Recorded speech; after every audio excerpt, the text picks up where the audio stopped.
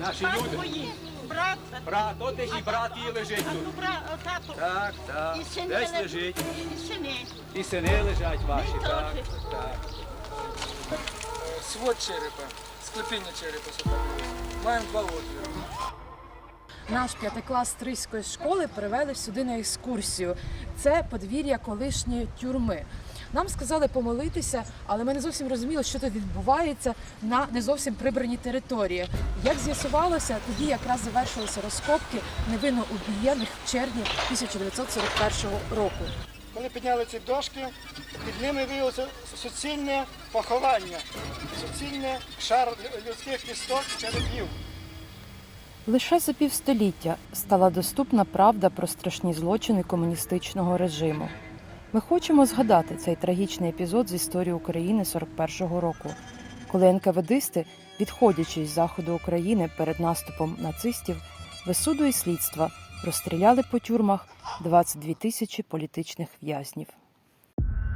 Коли почали відмивати ці черепи, ми бачимо, що знайшли 4 кулі. 4 кулі від мілкокаліберної гвинтівки. Можливо, то був пістолет мілкокаліберний. Згадати саме зараз, бо ці злочини знову повторюються. Знову викрадення активних, знову братські могили, знову російський кривавий слід. Які ж висновки ми маємо врешті зробити? Уявити, ви знаєте, тепер собі уявити мурашки по спині. Боже, як їх мучили. Мучили їх. Всяко ми тепер вже знаємо, то багато чого написано, література про то пише, і як їх всяко різно мучили. І, ой, ну про що говорити? Я знаю, що люди розказували, що от колодець є, і потім, як вже відкрили тюрму, то в тому колодцю були людей туди кидали і зверху засипали рижем чи цукром, чи ще чимось. Для чого взагалі заливали вапном? Для того, щоб тіло розклалося, його не можна було пізнати. Воно перебивало запах сопуха, трупного сморду, але також допомагало те, що воно швидше розкладало це людське тіло. Тих, хто був зверху, вони підняли, промили водою зі шлангу з пожежної машини, ставили на пізнання, і люди дуже часто впізнавали не за обличчям, знаєте, о, це мій родич і тому подібне. Дуже багато людей впізнавали за певними ознаками, тому що тіла були дуже понівечені, виколоті очі, відрізані вуха, носи, зняті смужки шкіри. Деяких людей видно, що допитували протягом певного часу, відрубані пальці рук або ніг. Батько Теодори, 31-річний підприємець Єрема Савчинський, зник безвісти в червні 41-го року. Йому раптом прийшла повістка в армію, і далі його родина вже не бачила. Згодом зрозуміли, що чоловіка вбили тут разом з ще більшою 1000 стриян і мешканців околиць. Батько потрапив під приціл лише тому, що мав своє підприємство, очищував воду для пиття, тобто був соціально активною людиною. І радянській владі дуже не подобалось ті люди, які вміють висловлювати свою власну думку, які вміють задавати правильні питання, аргументуючи при цьому. І таких людей вона намагалася знищувати. А в нас це були переважно представники інтелігенції, адвокати, судді, вчителі, гімназисти, студенти. Це були люди, які завдяки своїм зусиллям, розумом змогли займатися, як тепер говоримо, підприємницькою діяльністю. Це заможні селяни, і саме вони підпали під цей удар. Ну і, звичайно, не треба забувати про тих людей, які свого часу боролися в лавах січових стрільцях української Галицької армії. Звичайно, вони були всі під підозрою. Чи є сьогодні загроза, що тут знову в цих підвалах росіяни можуть катувати Це українців? може бути. Вони довели це в Гостомелі, Бучі, Ірпіні. Вони доводять це, створюючи фільтраційні табори біля Маріуполя. Ми ж не знаємо, що там з людьми відбувається. 400 років Росія і росіяни, власть імущі, намагаються нас поработити. Так, бо то є свого роду рабство.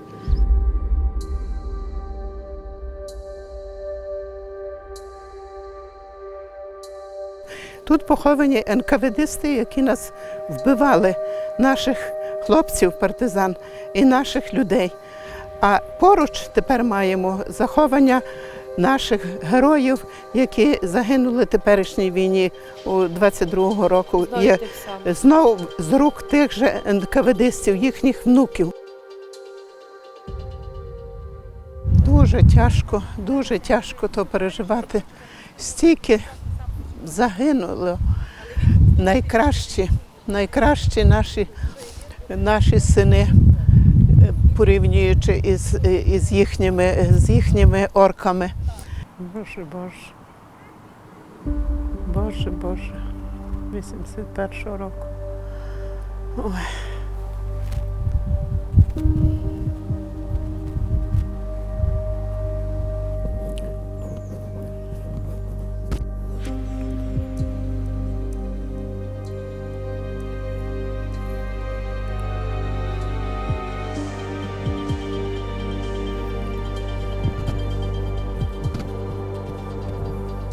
Так, тут похований мій тато, який був упізнаний, і Юрій Шухевич, брат Романа Шухевича. Він був інженер, значить, підлягав знищенню так само. А решта людей, які не були упізнані, поховані там з другої сторони у братській могилі.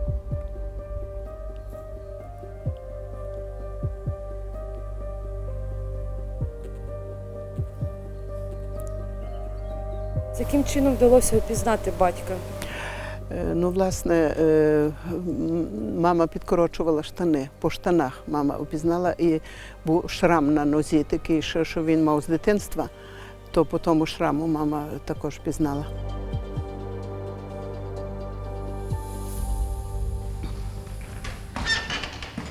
Заходьте обережно. То ваш батько сюди потрапив коли? Я не знаю точної дати, але точно між 22 і 28 червня 41-го року. Тюрму на Лонського, саме зразу їх сюди везли? Так. Принаймні тут його мама знайшла серед гори трупів. А де? Ви тут на подвір'ї? На подвір'ї. Так. А як мама знала, що треба йти його сюди шукати? Тому що по місту ширилися такі слухи, що всіх тих людей, які були арештовані і яких арештували ще, то всіх везли сюди, на Лонського. Так. В тюрму на Лонського люди зайшли одразу, як радянська армія, втікаючи від німецької, відійшла зі Львова. На подвір'ї виявили велику братську могилу. Вона була залита вапном, щоб тіла швидше розкладались. Тож не всіх було можливо впізнати. Загалом в цій тюрмі, одній з 3 львівських, де були масові розстріли, вбили за червень 41-го 1681 особу. Сьогодні з них вдалося встановити лише 747 імен.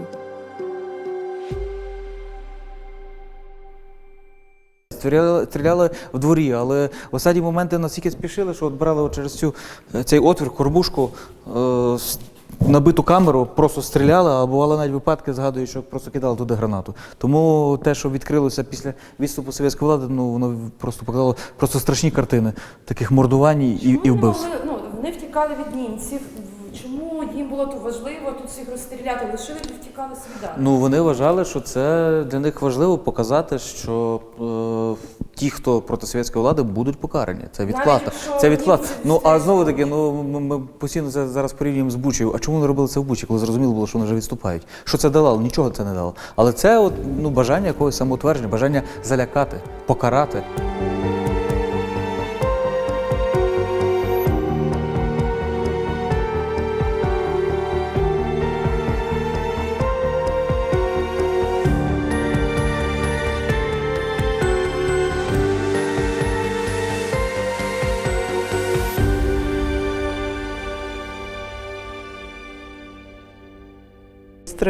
Страшний запах трупів, гори трупів, страшне видовище. Мама прийшла, її друзі підтримали, які з татом працювали, знайомі, вона прийшла разом з ними, вона вже знала, що тут всі мертві. І, звичайно, що то було страшне пережиття для неї. Вона залишилася в 25 років вдовою з 2 малими дітьми. Мені був 1 рік, братові 3 роки, і залишилася взагалі без засобів до існування. То тато зліва з співробітниками, а тут вже, як то кажуть, зверніть увагу, зліва той в чоботях, то вже є визволителі прийшли. І то якась нарада, ну не знаю, тато сидить справа крайній. Батько працював головним бухгалтером в медінституті, займав високу посаду. І з роботи його забрали сюди. Ото така касетка на карти, то єдине, що після тата залишилося. А ото є крайка мого брата, якому було 6 років, так. І тут ще є мій дідо також, отець Антін Флюнт, і було йому 56 років. В 44-му році, коли почався вже, німці відступали, і тоді вирішено було емігрувати. І мама з дітьми, і дідо, ми поїхали до Стрия. В Стрию формувався ешелон на виїзд, евакуацію. І коли поїзд був десь в районі Чопа, налетіли червоноармійські літаки з червоними зірками, низько летіли і почали з кулеметів розстрілювати людей, той поїзд. Поїзд зупинився, люди в паніці, хто побіг в поле, а мама зі мною, зі страху, заховалися під вагон. А дід з братом Славчиком побігли в поле.